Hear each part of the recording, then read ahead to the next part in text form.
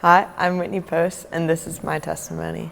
My sophomore year, I was having a lot of intrusive thoughts. I was holding myself to these super high astronomical standards that were just not capable of being met. But regardless, when I didn't meet those standards, I would turn to self-harm, almost like punishing myself for not succeeding and not performing. It generally was maybe like slapping, hitting, or punching myself that are sometimes hitting my head on like furniture or maybe my car window. I felt really unworthy and just insufficient. Going into my senior year, I got plugged into a Bible study at a gym that I was going to, and that was just a really beneficial, fruitful time.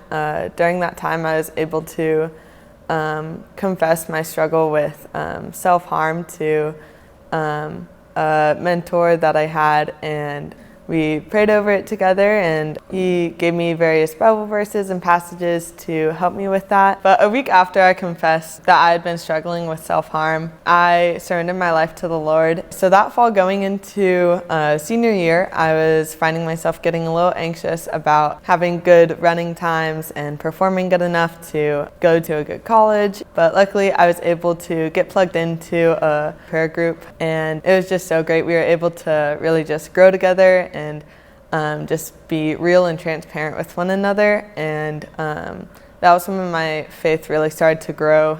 I realized that even though I had grown up in the church, I really wasn't having that much personal time with Christ, and being able to grow that relationship and not having it just like, I guess, spoon-fed to me kind of, or like from other people's mouth, but just like reading it for myself. During my senior year of track, I was really pressuring myself even more than I had in past years.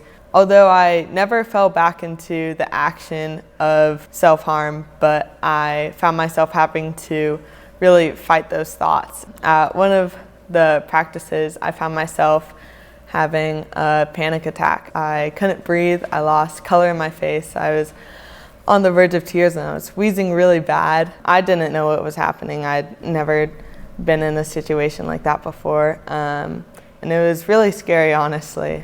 I left that practice wondering how I could ever lead the team if I was having panic attacks at practice, and I couldn't even hold myself up. How was I able to hold the team up?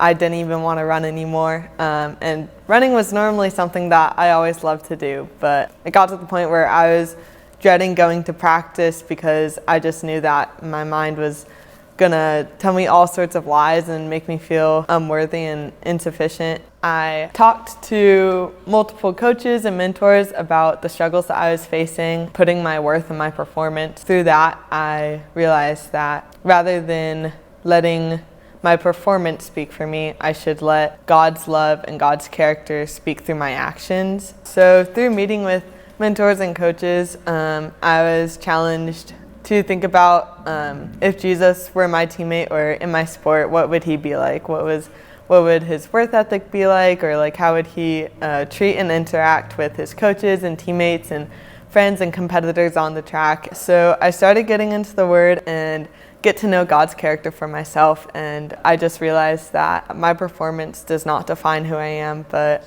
I'm defined in Christ and who God says I am. That how I perform is not important, it's how I love others and show God's love and his character through my actions. A verse that was really helpful and impactful for me over this past season of my life was 1 Corinthians chapter 15, verse 58. Stand firm, let nothing move you. Always give yourself fully to the work of the Lord, because you know that your labor in the Lord is not in vain. My prayer for those hearing my story is that they'll be able to start those difficult conversations and live in the light and go to people and mentors to help them and walk in obedience to him.